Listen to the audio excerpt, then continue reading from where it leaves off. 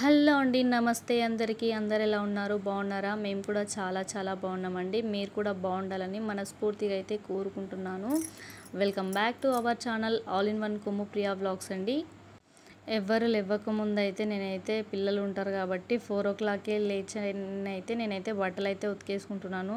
అదేంటమ్మా నీకు అంత కర్మ ఏంటి అని అనుకుంటున్నారా? పిల్లలు ఉన్న కాడ పని సాగదనేసి పిల్లలు పడుకున్నప్పుడే ఏ పనులైనా చేసుకోవాలి కదా అండి. అంటే చాలా వరకు కొన్ని ఇబ్బందులు అయితే కొన్ని ఫ్యామిలీస్లలో ఉంటాయి కదా. సో నాకైతే ఇలాంటి సిచ్యువేషన్ వచ్చిందండి. అంటే ఈ 4 o'clock లేచి అయితే నేను బట్టలు ఉతికేసుకుంటున్నాను. ఎందుకంటే పిల్లలు గాఢ నిద్రలో ఉంటారు కాబట్టి ఈ టైం అయితే కరెక్ట్ అనేసి నేనైతే 4 o'clock అయితే లేచి బట్టలు అయితే పిండేసానండి. పిండేసి ఇదిగోండి బట్టలు అయితే కొంచెం ఎండింగ్లోకి వచ్చాయి.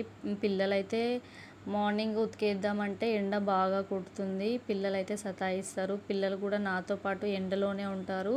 మళ్ళీ పిల్లలకి హెల్త్ ఖరాబ్ అవుతుంది అనేసి నేనైతే వాళ్ళు పడుకున్నప్పుడే చేసుకోవాలి అనేసి అయితే నిర్ణయించుకొని అయితే ఈ ఎర్లీ మార్నింగ్ అయితే నేనైతే బట్టలు పిండుకుంటున్నానండి. అదేంటబ్బా ఒక్కరు కూడా సబ్స్క్రైబ్ చేసుకుంటలేరు? సబ్స్క్రైబ్ చేసుకోండి, కొంచెం సపోర్ట్ చేయండి మా ఛానల్ని.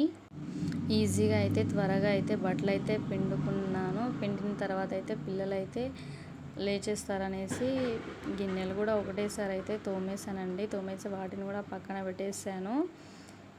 ఇంకా ఎప్పటికప్పుడు ఉతికేయాలి అనిపిస్తుంది కానీ పిల్లలు ఉంటారు కదా, కొన్నిసార్లు అయితే అప్పటికప్పుడే బట్టలు ఉతికేయచ్చు. కానీ పిల్లలైతే అడ్డుపడతారు కదండి. అంటే ఏడవడం, మారం చేయడం, ఇలా నేను ఎండలో అంటే ఇక్కడ ఎండ ఎక్కువ వస్తుంది, ఎండలో ఉతికేసి నాతో పాటు ఉండడం పిల్లలకి హెల్త్ ఖరాబ్ అవుతుంది అనేసి నేనైతే కొంచెం స్టెప్ అయితే తీసుకోను. మ్యాక్సిమం అయితే వాళ్ళు పడుకున్నప్పుడే ఇలా పనులు అయితే పూర్తి చేసేసుకుంటాను. మా బాబు ఉన్నాడుగా, మా బాబు అస్సలే వినడు, ఎండలో ఉంటాడు.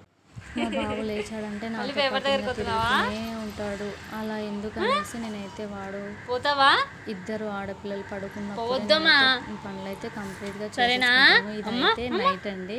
నేనైతే కుకింగ్ చేస్తుంటే అక్కడైతే ఒక నోట్స్ అయితే దొరికింది తల్లికి.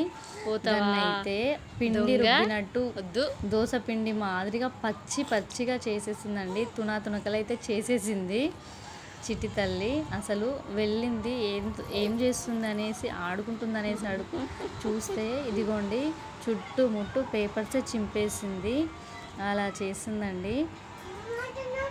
నోట్లోకి అయితే అంటే మింగిన కూడా అయితే పిల్లలకైతే పోవు కదా, మ్యాక్సిమం అయితే వాళ్ళ ఎంగిలి పడి అలా తయారవుతుంది కదా. సో వీళ్ళిద్దరు అయితే కలిస్తే బాగా ఆడుకుంటారండి. వాళ్ళ అన్నయ్య అంటే బాగా ఇష్టం, తినకి బాగా ఆడిస్తారండి.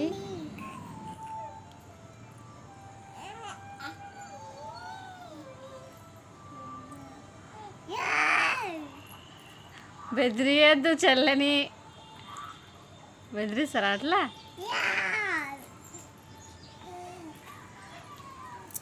జోజో కొట్టు మంగారు.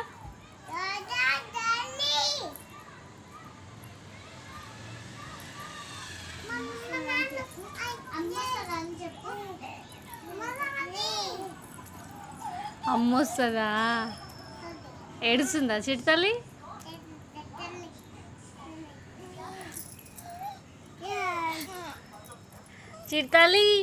చిట్టాలి అమ్మ వచ్చింది.